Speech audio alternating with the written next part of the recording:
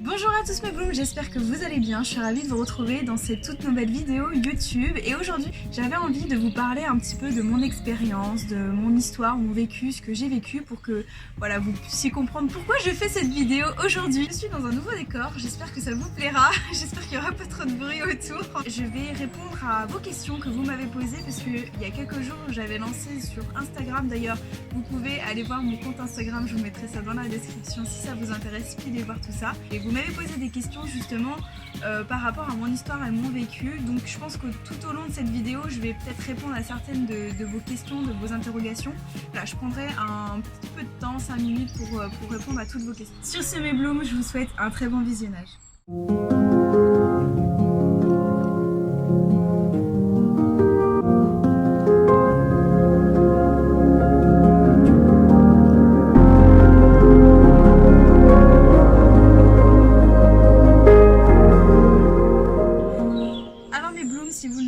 Déjà, je m'appelle Marion parce que c'est vrai que sur les réseaux je me suis surnommée Volange, mais mon vrai prénom c'est Marion. Aujourd'hui j'ai 23 ans et effectivement j'ai été une petite fille modèle, studieuse. J'ai grandi normalement comme toutes les petites filles de mon âge. De mes 8 ans à mes 12 ans, j'ai un membre de ma famille qui a abusé de moi, j'ai été victime de violences sexuelles et d'attouchements sexuels. Donc aujourd'hui je vous en parle assez librement, mais voilà, je voulais vraiment vous expliquer mon chemin, mon parcours et surtout pourquoi en fait j'arrive à vous en parler aujourd'hui. J'ai grandi normalement puisque mon corps en fait m'a beaucoup protégée. J'ai fait ce qu'on appelle une amnésie traumatique. Alors en quelques mots, donc l'amnésie traumatique c'est juste le corps en fait qui m'a protégée. J'ai oublié mon histoire, j'ai oublié ce qui m'était arrivé, les faits, les actes, j'ai vraiment oublié toutes les images. C'est ça ce qu'on appelle l'amnésie traumatique, c'est un événement qui est trop choquant et trop violent pour le corps.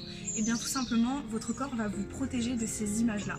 Et moi c'est ce qui s'est passé, donc j'ai complètement oublié les faits, en fait j'ai complètement oublié l'agression de mes 8 ans à mes 12 ans jusqu'à mes 18 ans, mais je vous en reparlerai un petit peu juste après. De mes 8 ans à mes 8-12 ans à peu près jusqu'à mes 18 ans, j'ai grandi normalement, j'ai été au collège. Je me souviens d'ailleurs d'en avoir parlé un tout petit peu avec mon ami d'enfance de plus de 10 ans.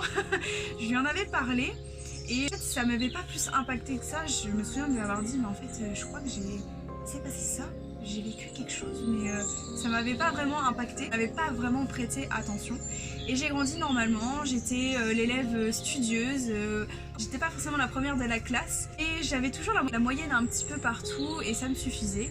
Jusqu'à arriver en 5e, 4e à peu près, où là j'ai commencé à prendre conscience que les études c'était important et j'ai beaucoup travaillé. J'ai tellement travaillé que je suis devenue la première de la classe. Ça m'a valu de connaître ce qu'on appelle aujourd'hui communément le harcèlement scolaire, où on me tapait dans la cour de récréation, on me piquait des affaires, des stylos, enfin des affaires scolaires, où on piquait mes bonbons aussi que mes parents me donnaient.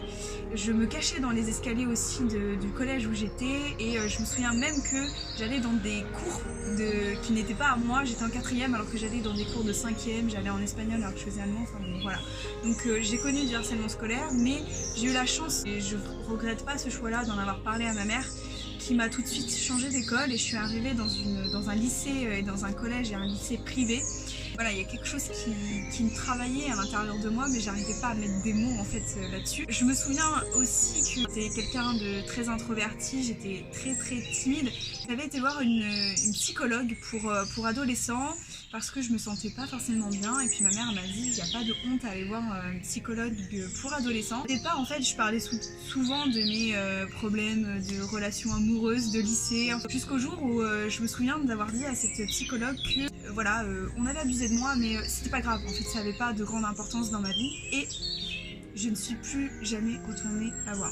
Ensuite, j'ai passé mon bac scientifique. J'ai eu mon bac d'ailleurs avec mention. Donc j'ai décidé de faire des études supérieures, c'est ce que m'avaient conseillé mes parents. J'ai fait un stage en 3e, vous savez les stages d'observation en 3e. J'avais fait un stage dans un cabinet d'avocats et ça m'avait beaucoup plu. J'ai décidé et j'avais la chance en fait dans la ville où habitent mes parents, qui est une université de droit.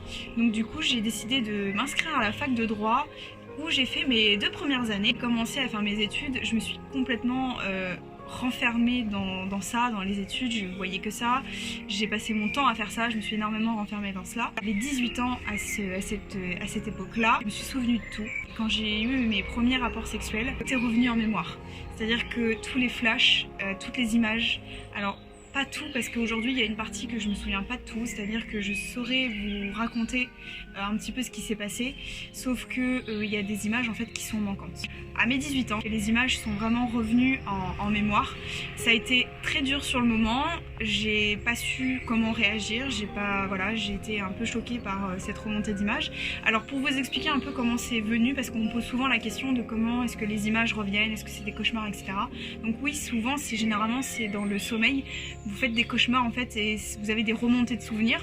Maintenant aussi, moi je me souviens que ça m'était aussi arrivé en pleine journée où j'ai fait des crises de panique et où les images sont vraiment revenues aussi, des petites brides d'images où c'est revenu en tête. En tout cas, la meilleure chose entre guillemets que j'ai trouvé pour tenter d'oublier en fait mes images, je suis tombée dans l'alcool, j'ai fumé, je me suis aussi droguée. Ça a duré 3 mois quand même. Il faut savoir c'est que quand j'ai eu ces remontées d'images, j'ai pas voulu en parler sur le moment parce que pour moi c'était quelque chose d'impensable, c'était inimaginable. Je me suis dit mais pourquoi moi en fait, est-ce que c'est vrai, est-ce que je suis en train de voir? Je me suis posé toutes ces questions là, je me suis dit est-ce que c'est vraiment en train de m'arriver? Donc pour moi en fait la meilleure des choses, ce que j'estimais de meilleur pour moi, c'était de ne pas en parler, de garder le silence. Je pensais vraiment aussi que mon silence était protecteur et que j'allais protéger ma famille en gardant le silence aussi. Ça a été très très dur parce que du coup je gardais toutes ces images en moi et pour moi. J'ai fait énormément de cauchemars, j'ai fait beaucoup de frayeurs nocturnes où on se réveille en pleine nuit, on est en sueur et c'est juste incontrôlable. Arrivé mes 18-20 ans où j'ai rencontré l'homme de ma vie qui est en train de filmer actuellement cette vidéo. Je lui ai tout de suite, en fait c'est la première personne à qui j'en ai parlé. Ça fait du bien en fait de lui raconter mon histoire, de lui partager un peu ce que j'avais vécu. Lui m'a toujours dit, il va falloir que t'en parles à un moment donné Marion, tu vas pas pouvoir rester comme ça à garder le silence, il va falloir que t'en parles à tes parents et tout. Sauf que pour moi c'était juste inconcevable et je prenais pas en fait la mesure des faits, des actes, de ce que j'avais pu vivre en fait. Je me sentais pas capable en fait d'en parler et de le partager tout simplement.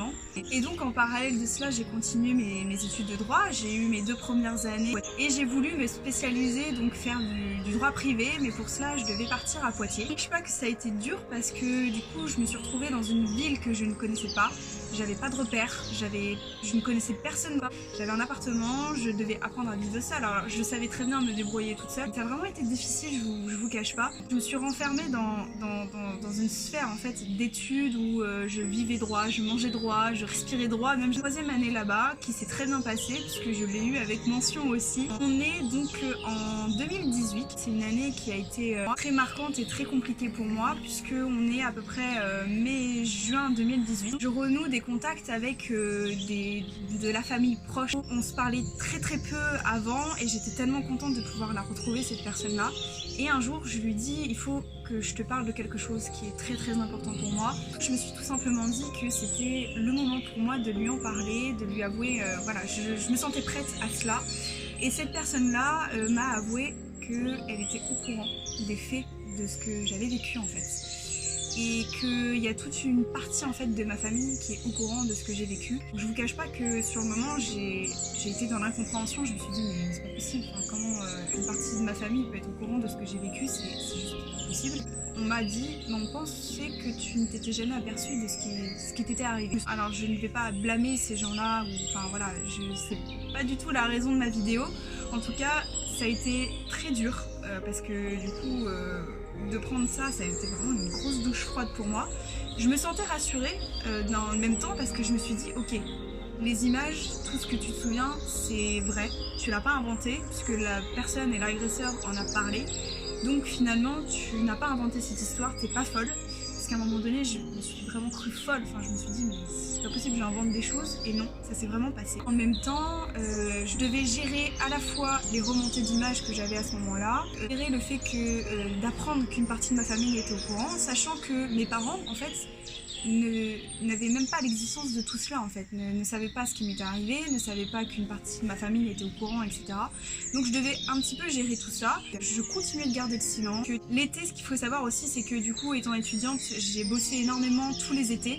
Donc j'ai fait plein de petits boulots, j'avais pratiquement pas de vacances. Donc je vous laisse imaginer le taux de fatigue que j'accumulais, la pression en plus des examens de la fac, la pression aussi psychologique que j'avais par rapport à mon histoire. Donc ça a vraiment été des moments très compliqués. Et donc malgré tout cela, je continue d'avancer, je me dis ok c'est pas grave, faut continuer. Parce qu'une fois que j'ai ma licence en poche, je décide donc de m'inscrire dans un master droit des affaires. Septembre 2018 à ce moment-là, j'étais vraiment très fatiguée.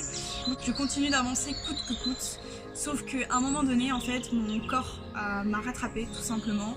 Je pleurais énormément, je mangeais très mal, j'ai perdu beaucoup de poids et ma santé était vraiment en danger à ce moment-là. Du coup, on est en décembre 2018, j'en parle à ma mère, je me dis il y a quelque chose qui va pas, elle me voyait pleurer constamment, ça n'allait pas, je me sentais très seule aussi à ce moment-là face à tout ce que je devais gérer par rapport à la petite personne que je suis. Et ma mère m'a dit écoute là, faut que tu prennes rendez-vous chez le médecin, il y a quelque chose qui va pas, ta santé est en danger. Donc je prends rendez-vous chez mon médecin traitant, chez cette femme merveilleuse que je remercierai jamais autant, puisque elle m'a dit, je lui ai dit écoutez, il y a quelque chose qui va pas, je sens que je lui raconte mon histoire, j'ai fait écouter, j'ai été agressée sexuellement par un membre de ma famille et je crois que mon corps ne supporte plus de devoir garder tout cela en moi. Et elle m'a dit vous êtes en train de faire une dépression post-traumatique, c'est-à-dire que en fait c'est un burn-out, c'est un excès, c'est une fatigue extrême de devoir garder en fait toutes ces images en moi et donc le post-traumatique c'est on fait une dépression par rapport à un événement qui nous est arrivé dans le passé. Quand elle m'annonce ça, je réalise pas en fait l'impact et l'importance de ces mots-là parce que c'est là que se termine en fait, je dirais, une page de mon histoire et qu'à partir de là, j'en commence une nouvelle. Elle me raconte qu'il va falloir que je prenne du temps pour moi, il va falloir que je me repose, il va falloir que j'arrête mes études. Et vous savez, j'en ai parlé très récemment, j'ai dû donc mettre un terme en fait au master droit des affaires que j'étais en train de faire. C'est le choix qui a été le plus difficile de toute ma vie parce que j'étais tellement prise en fait dans mes études, dans mon master que j'étais en train de faire, que juste le simple fait, l'idée de me dire là il faut que j'arrête le master parce que sinon c'est ma vie, ma santé qui va être en danger, ça a été très dur. À tel point que j'ai contacté les directeurs de mes masters, j'ai contacté le doyen de l'université de Poitiers pour vous dire à quel point c'était tellement dur comme choix à faire. Je leur ai expliqué mais attendez, je n'arrête pas juste parce que la fac c'est trop dur ou quoi. Je leur ai dit j'arrête parce que j'ai cette histoire là, j'ai ce bagage là et qu'aujourd'hui j'arrive plus à gérer les études et mon agression sexuelle. Je remercierai jamais aussi cette directrice qui m'a dit mais vous savez un master c'est pas toute votre vie. Votre santé, c'est juste la priorité. Ça a été le moment où j'ai dû en parler. J'en ai parlé à mes parents. Un énorme choc. Et donc, décembre 2018, j'ai tout arrêté. J'ai pris du temps pour moi. Et c'est là que commence la reconstruction pour moi. Donc évidemment, comme j'étais très malade, je ne me nourrissais plus, je dormais quasiment plus parce que je faisais des insomnies sur insomnie. Donc on m'a prescrit des médicaments, on m'a prescrit des anxiolytiques, on m'a prescrit des antidépresseurs parce que je devais d'abord réparer entre guillemets le manque de sommeil que j'avais, qui a été suivi par une psychanalyste. Alors j'insiste bien sur psychanalyste, c'était pas du tout une psychologue ou un psychologue, parce qu'avec l'avantage avec la psychanalyste que j'ai eue, c'est qu'il y avait un vrai échange, il y avait un dialogue. Je lui posais des questions, elle me répondait, et c'est là que je commençais à faire du développement personnel sans m'en rendre compte, parce qu'elle m'a appris à gérer mes émotions, à poser des mots sur ce qui m'était arrivé, à l'écrire, à écrire tout ce qui m'était arrivé dans les moindres détails, vraiment, ça a été le plus gros des travaux, à me pardonner également, à que chacun retrouve sa place dans la famille, que je suis la victime, que je ne suis pas responsable, que je ne suis pas coupable non plus, et que chacun en fait dans la famille a son rôle à jouer et a sa place à jouer. Et donc de fil en aiguille, elle me donnait des conseils qui étaient, typiquement c'était des conseils de développement personnel, seulement j'avais juste pas posé des mots sur ça. J'avais envie, au fond de moi, j'avais envie de m'en sortir. J'ai trouvé en fait pour me renourrir, etc., pour me sentir mieux, parce que mes journées c'était dormir, pleurer, aller voir la psy, essayer de m'en sortir. Et je me suis dit là c'est plus possible, il faut que je me bouge, il faut que je m'en sorte. Et il fallait que je mange surtout pour reprendre des forces, etc. Donc du coup j'ai décidé d'aller à la piscine pour c'est pas le sport le plus simple, je vais pas vous mentir, mais ça m'a fait du bien parce que le contact avec l'eau, ça m'a vraiment permis de m'ancrer, de reprendre conscience et d'apprendre à aimer mon corps en fait tel qu'il était. Et puis en fait, je me suis dit, ok, tu as fait du sport, tu sais comment ça marche. Plus tu vas faire du sport et plus tu vas te nourrir et tu vas gagner en force et plus ça va aller mieux. Je suis aussi inscrite à la salle de sport, que je continue d'ailleurs d'y aller et que ça me fait un bien fou. Donc le sport m'a vraiment aidé à me reconstruire, ça m'a vraiment à reprendre confiance en moi, à apprendre à aimer mon corps, etc. Gros déclic, c'est le truc qui m'a vraiment dit, ok là, je me sens libre de tout, c'est le voyage que j'ai eu où je suis partie une semaine à Londres. Ça a été vraiment le déclic parce que là-bas, j'étais loin de tous les problèmes que j'avais, j'étais libre, je pouvais faire ce que je voulais. Et c'est là en fait que j'ai commencé à écrire et à partager du contenu sur Instagram. Alors au départ, vous pourrez aller voir, je vous mettrai d'ailleurs des petites photos de ce que je faisais au début. Au début, je partageais juste des photos de mes plats, de ce que je mangeais, etc. Et ça me plaisait vraiment parce que je me disais, ok, là je peux créer, je peux proposer du contenu créatif et ça me libère tellement. Et je me suis fait la promesse en rentrant de ce voyage-là que, ok, je veux retrouver cette sensation de liberté en France quand je vais rentrer. Je veux continuer de me sentir libre en fait. Ce qu'il faut savoir, c'est que tout au long de ma psychanalyse, en fait, j'écrivais énormément parce que ça m'a beaucoup beaucoup aidé. Donc j'écrivais mon histoire, j'écrivais mes séances de psychanalyse, j'écrivais tout ce que j'apprenais au fur et à mesure. Et je me suis dit, mais pourquoi est-ce que je ne le partagerais pas sur Instagram ? Et voilà, tout est parti de là. Vous comprenez pourquoi je vous partage aujourd'hui tout cela. C'est de là que commence ma reconstruction et je suis tellement fière de pouvoir vous partager tout ce contenu-là. Pour ceux qui ne me suivraient pas encore sur Instagram aujourd'hui, donc je suis guide holistique en développement personnel et motivation, notamment sur Instagram, mais je propose aussi donc du contenu sur YouTube, vous vous en douterez bien. Et surtout, j'aide les victimes à se reconstruire de chocs, d'événements post-traumatiques, de violences sexuelles, d'agressions sexuelles, de harcèlement, enfin tout type de violence en fait, quelle qu'elle soit sexuelle, psychologique ou morale. Et je donne énormément de conseils pour aider les victimes et leur faire comprendre qu'on peut se reconstruire. Moi aussi j'ai vécu ça. Ça a été très très dur et ça l'est toujours. Je ne vous cache pas qu'il y a des moments où c'est plus dur, où les images me rattrapent, mais on peut se reconstruire, on peut avoir une vie qui est belle, qui est magique, on peut rencontrer des personnes en qui on peut avoir confiance et ça c'est vrai. Et donc c'est ma mission de vie. J'ai compris il y a très peu de temps que c'était ma mission de pouvoir partager tout ce contenu-là, que je peux enfin aussi libérer ma créativité, que je suis libre de parler, je suis libre de vous parler aujourd'hui, de dire voilà, je suis victime, j'ai été victime d'une agression sexuelle, mais on peut tous se reconstruire. Je partage énormément de contenu, que ce soit donc sur Instagram, sur YouTube désormais, il n'y a pas très longtemps. Je fais également des podcasts. D'ailleurs, vous mettrez d'ailleurs dans la description les liens pour accéder à mes podcasts. C'est un podcast qui s'intitule De l'agression à la reconstruction, où je vous partage également plein de conseils et surtout je vous partage en fait du contenu sur mon expérience, sur ce que j'ai vécu, parce que j'ai aucun diplôme là-dedans, mais je vous partage vraiment juste mon expérience de vie, tout ce que je bosse énormément évidemment pour vous créer du contenu, etc.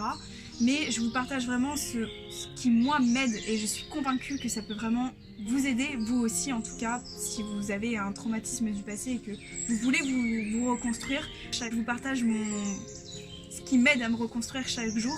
Également un blog où je vous partage également du contenu beaucoup plus étoffé, beaucoup plus détaillé que sur Instagram.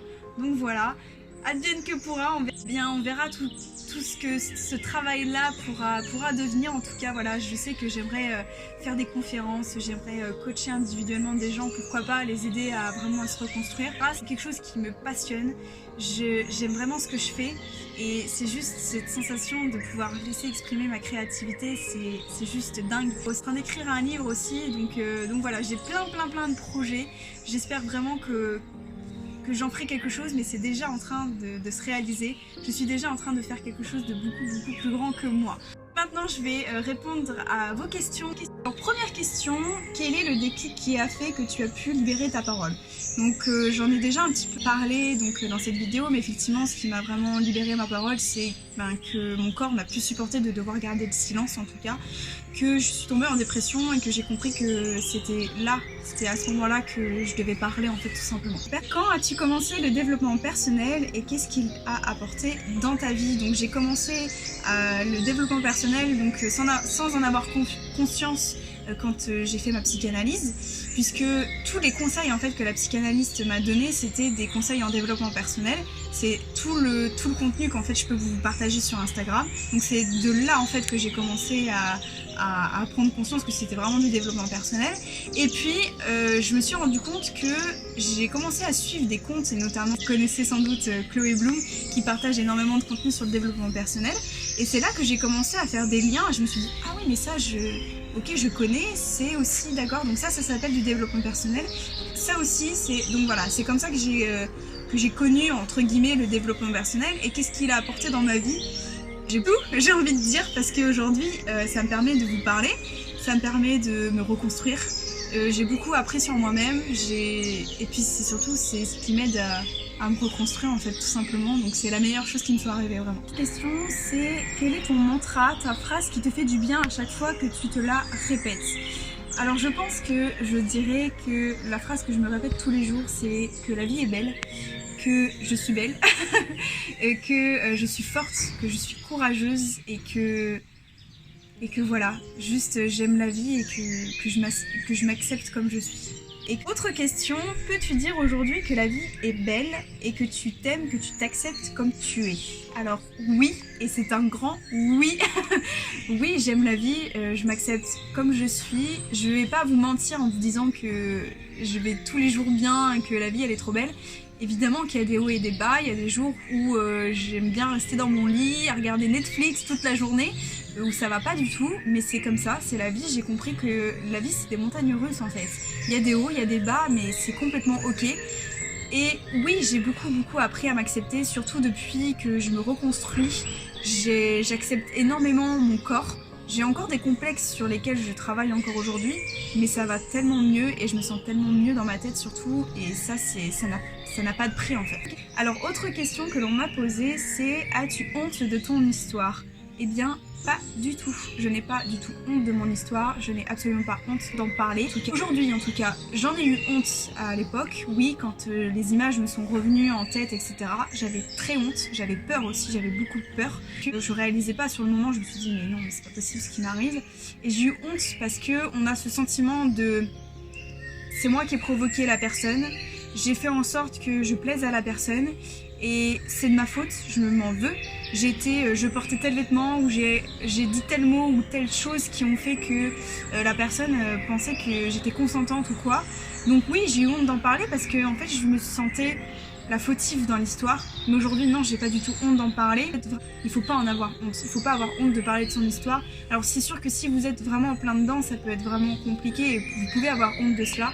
Mais non, moi j'ai plus honte parce qu'aujourd'hui c'est vraiment ma force, c'est mon combat, c'est ce qui fait que j'ai la foi tous les jours de me lever et de me dire aujourd'hui je veux donner envie aux gens de prendre la parole et qui n'ait plus honte en fait. Coucou Marion, comment as-tu découvert que tu souffrais de dépression post-traumatique? Alors, j'ai pas découvert de moi-même, vous l'aurez compris, en fait on m'a diagnostiqué ça, c'est un médecin qui m'a diagnostiqué que j'étais en dépression post-traumatique, donc en décembre 2018, et c'est là en fait que j'ai compris que je devais vraiment prendre du temps pour moi et qu'il va falloir maintenant que je me reconstruis. Alors ensuite, comment as-tu acquis tes connaissances? Alors, c'est une question que vous me posez assez régulièrement, si j'ai des diplômes, si je suis coach ou quoi.